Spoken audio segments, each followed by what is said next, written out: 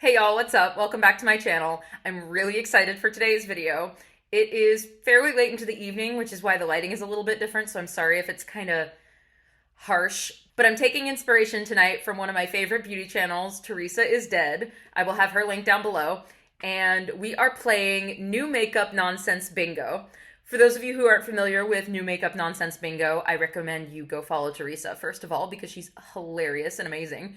But the concept here is I took a bunch of screenshots from a bunch of new makeup Instagrams. I put them all in a random generator. It's going to give me a picture. We're going to talk about that product or release, and then I am going to be able to cross off the applicable square on this bingo board, which I will also have links to these bingo boards in the description box down below, courtesy of Theresa's channel.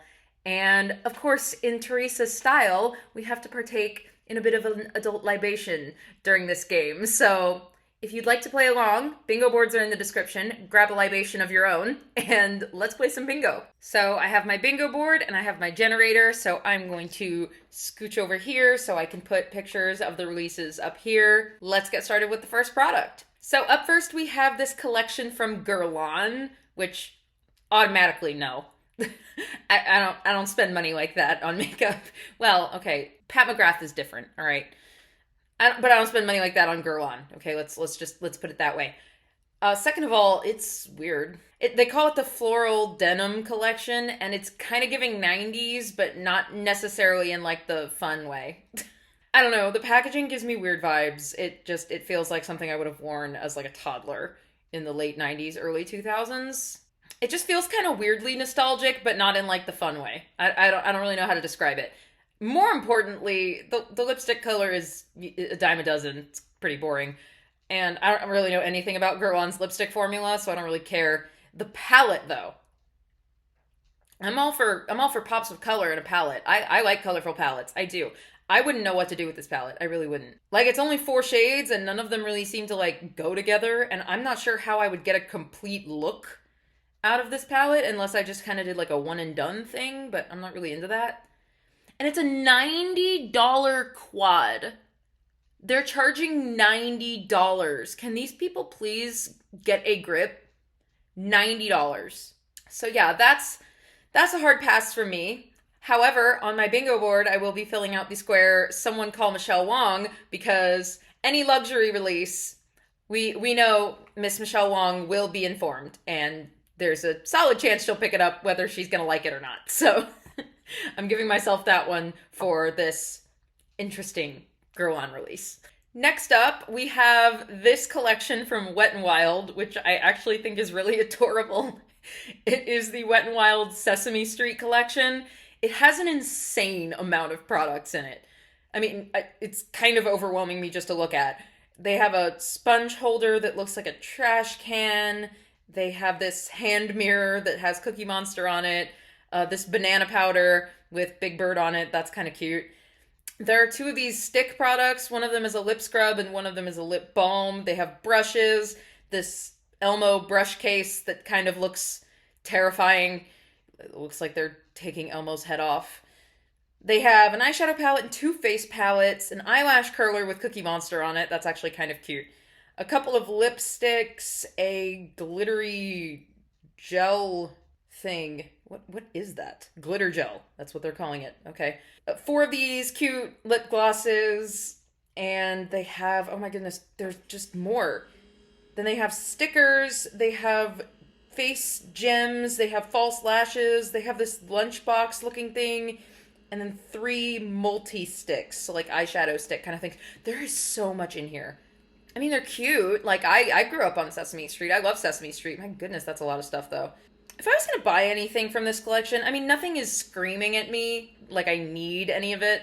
But if I was going to try something, I guess I'd probably try one of those face palettes. I've never tried something like that from Wet n Wild before. I mean, I'm sure they've done it before, but I've never tried one. So that seems kind of interesting. But otherwise, you know, just kind of another collection playing off of our nostalgia, which sometimes works on me, if you know my history with ColourPop, but not always. And this one's a pretty easy pass. However, I will be giving myself the Nostalgia We Meet Again box on this bingo board because we meet again. Up next, we have this.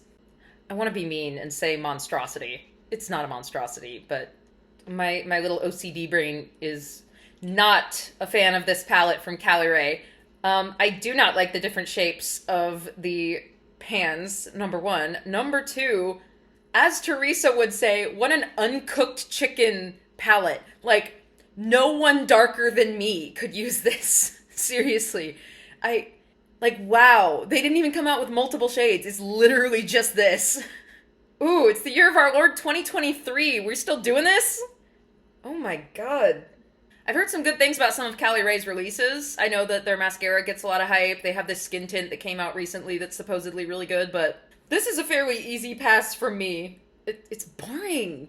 It's not only is it like only uncooked chicken friendly, but it's boring too. Like, I'm a neutral girl. I love neutrals, but it's giving nothing.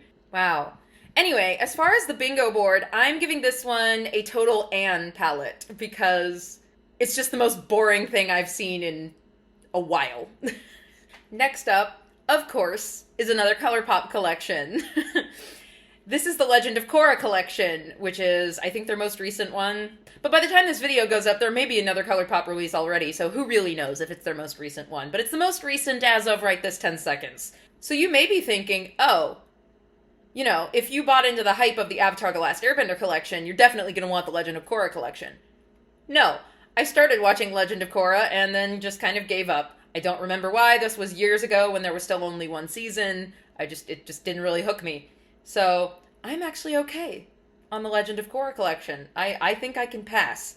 It's cute. Like, I think it's cute. The palette is cute. I think if you have the Avatar palette, you don't really need this, though. There's a bunch of repeat shades. A bunch. The little lipsticks with the polar bear dog thing and the red panda, those are cute. And then they have these, I think they're eyeliners of Korra and what's her girlfriend's name? I don't remember. Beside the point. The one thing that does kind of tempt me is they came out with these liquid multi-chrome shadows that I think are really, really cute. That Earth Kingdom one that's like the green gold is right up my alley. So if I was going to get anything from that collection, I would consider picking up the Earth multi-chrome shadow. But otherwise, I think I can pretty easily pass, despite them trying to come after the Avatar The Last Airbender fans again. Not this time, ColourPop, but a good try. However, we will be getting our free space on the bingo board filled in because there's always a ColourPop release. Next, we have this from Buxom. I'm kind of sad I already used the Anne palette square because now I'm going to have to get creative. I think these are all shimmers, number one. Why? Number two, I want to say at least 4 or 5 of these are the exact same shade. It's kind of hard to tell from this photo, but I mean, they're really close. And I mean, I guess they have this little stick highlighter thing, but mainly I'm focusing on the palette. I mean, Buxom's not really well known for their eyeshadow formula, as far as I'm aware. I've never tried any of Buxom's eyeshadow. I'm assuming this is also meant to be like a highlighter palette based on the 2 bigger pans at the bottom, but just everything in this palette looks exactly the same. I just can't believe stuff like this is still getting made. Like, it's not gonna sell. I mean, maybe I'm wrong. Maybe this is something people are really into right now. Maybe I'm just behind. But I have a hard time rationalizing buying an all-shimmer palette, period, number one. I mean, I use mattes in every single eye look. I love shimmers, but I couldn't do an eye look without mattes in it, number one. And number two, so many of them are the exact same. I don't understand. I mean, you tell me if you understand the appeal of this palette, but personally, I do not. Also, suffering from a similar problem as that Cali Ray palette, most of these shades would pull so just ashy on anybody, you know, more than a few shades darker than my skin tone. And again, it's 2023. Are we really still doing this? So yeah, this one is kind of a yikes. I'm gonna go ahead and go with yes, give us nothing for this one, because it's really giving nothing. It's just giving nothing. Ooh. So, Mother Pat. I do shamelessly indulge in Pat McGrath. It is so exceedingly expensive. I acknowledge this. However, it is also so exceedingly good. I don't necessarily recommend it full price. Most of the time, stuff on the website is on sale.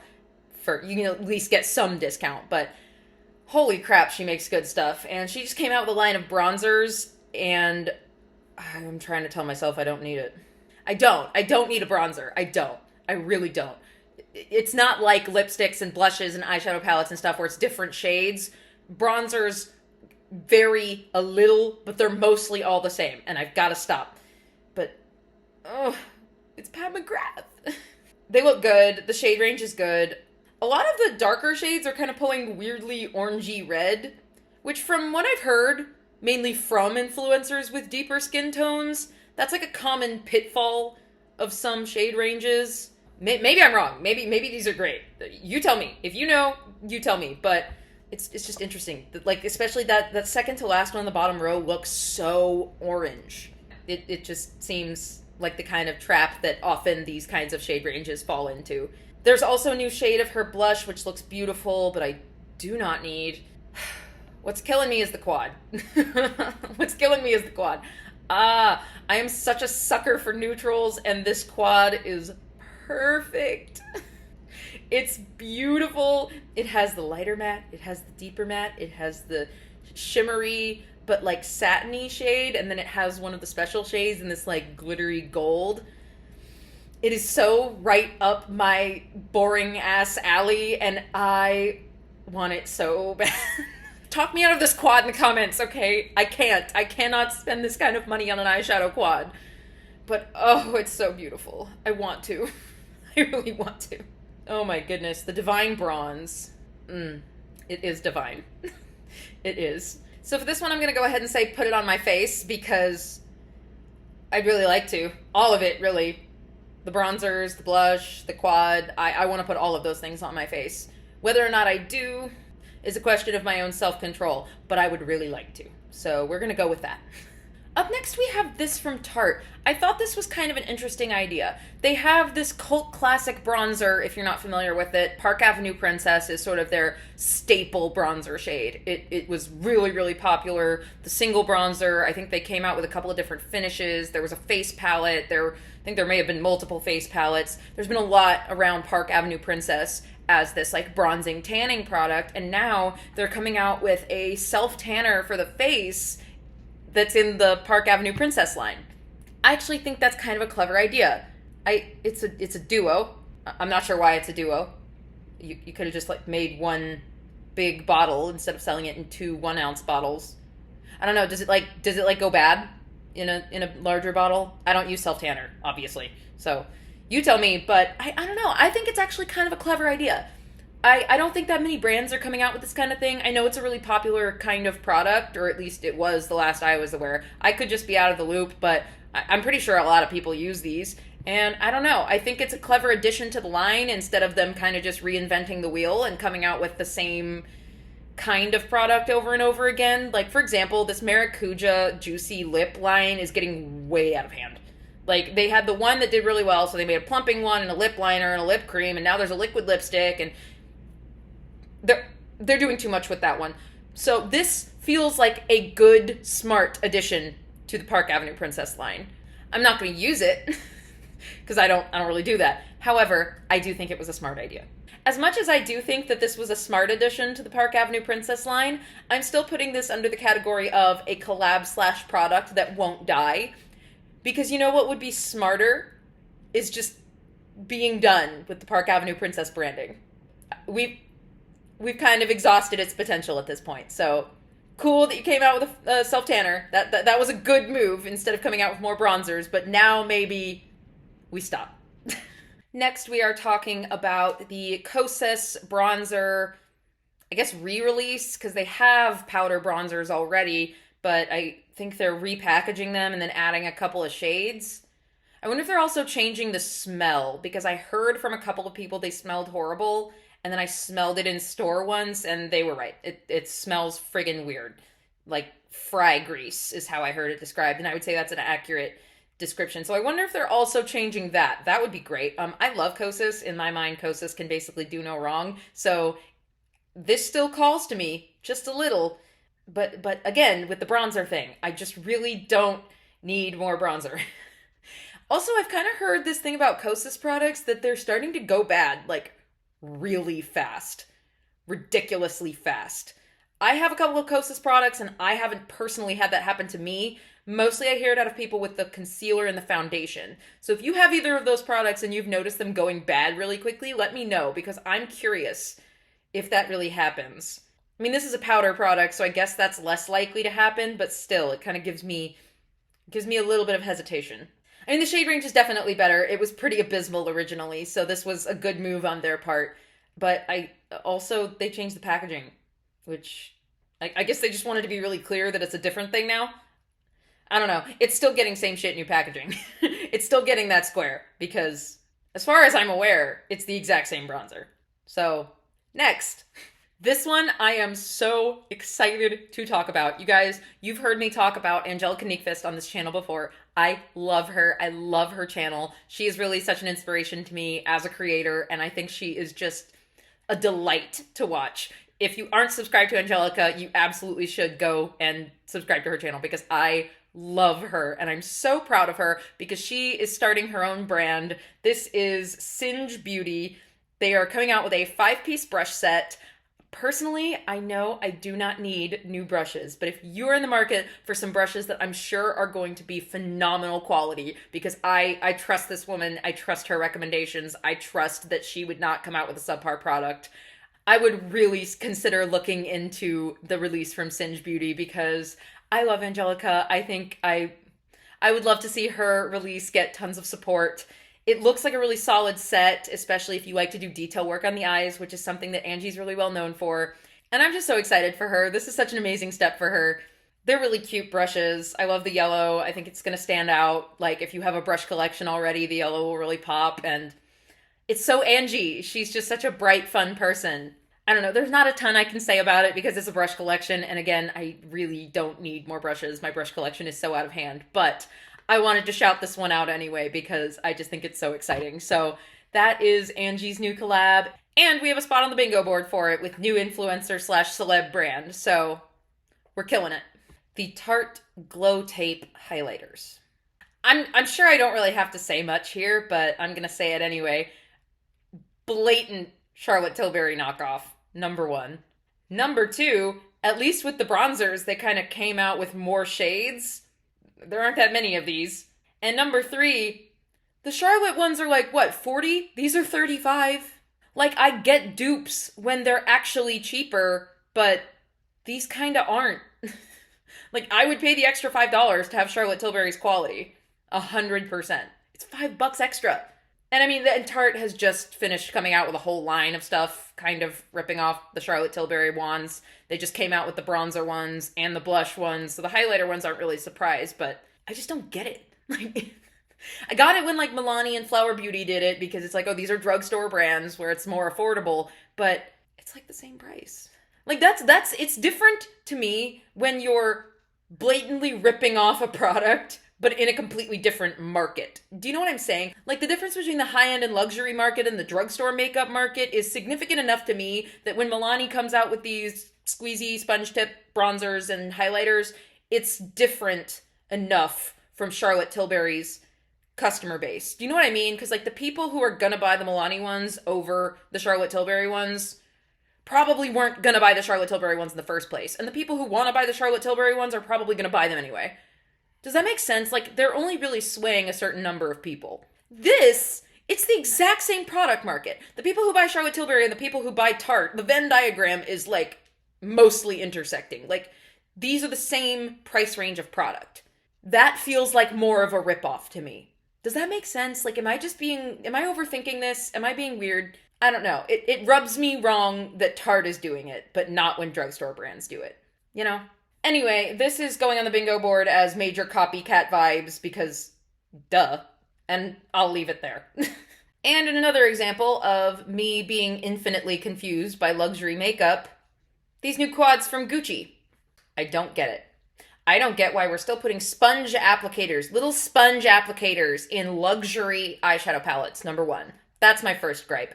Number two, the color stories are missing me a little bit. So one of them kind of looks like it's supposed to be a face palette, but these are clearly eyeshadow palettes. Like that one on the right-hand side looks like it's a highlighter, a really dark bronzer, a contour, and a blush, no? Which, like, is fine, but not really what I generally use for an eye look.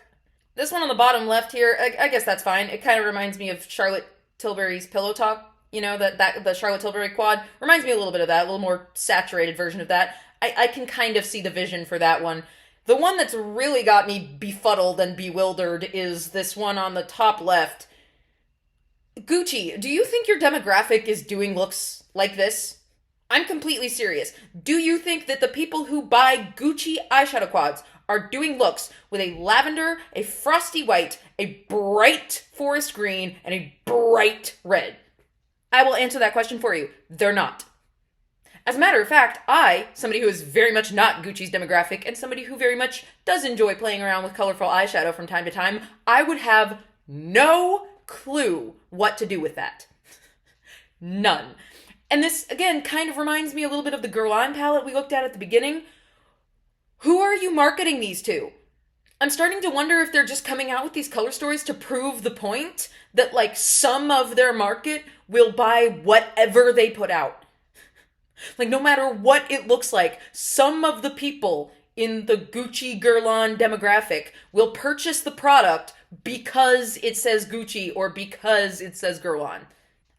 Is this a test? This feels like a test. And quite frankly, they're right. Some people who are obsessed with the name brand thing will buy it anyway. So, you know, maybe I'm the idiot, but I'm confused by this. Especially that one.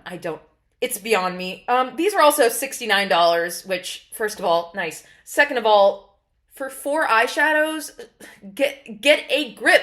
The Charlotte Tilbury ones are $53, and I already think that is absolutely astronomical for 4 eyeshadows. $69. I mean, the Guerlain quad was $90. Yeah, so that's true. However, still, especially for a quad this ugly. Stop. I don't care if it's Gucci. Gucci doesn't make it not ugly. Okay, I'm done now. However, I will be putting this on the board as I'd rather not, because I would really, really rather not. Elf. Elf. I love Elf. I do. I love them. In my mind, they do very little wrong. What is this? At some point, Elf will have to answer to their crimes of these freakish collabs. American Eagle. Elf and American Eagle. Walk with me here. We had Elf and Chipotle. We had Elf and Dunkin' Donuts. We had Elf and Oreos, or I think it was Oreos. It was a whole cookies and cream thing. Now we have Elf and American Eagle. I love American Eagle. This is not me giving American Eagle a hard time. I have a small obsession with American Eagle, primarily the Aerie line. It's really a problem for me. I'm wearing Aerie leggings as we speak. I basically live in Aerie leggings. So this is not me giving American Eagle a hard time by any stretch of the imagination. It's just that I could not have in a million years imagined this. I don't know, maybe it'll be cool. Maybe it's gonna sucker me in. Maybe I'm wrong. I haven't seen the products yet. All I've seen is this, like, teaser image. The products launch on March 30th. Maybe I'll post on my community tab when they release the products themselves. But yeah, I remain confused, but curious. That being said, this goes on the board as a collab with someone not known for their makeup, because as far as I'm aware, American Eagle is not known for any makeup or anything resembling it. And with that, we have a bingo. We did it, folks. You know what that means. All right, that was fun. I hope you had fun. I had fun. I promise I only had 1 glass of wine. We're okay. All right, y'all, so those are my thoughts on some of the new makeup releases that I have seen floating around the internet lately. I really liked doing it in the new makeup nonsense bingo style. If you enjoyed it, leave me a like or comment down below. Maybe I'll stick with this for my future new release videos, because I definitely want to do them a little bit more often. I had so much to scroll through when I was putting this one together. If you're new around here, or if you're old around here and you haven't hit subscribe yet, please consider hitting subscribe before you go. It really helps the channel, and I appreciate each and every one of you so very much. Love you guys, and I will see you in the next one. Bye.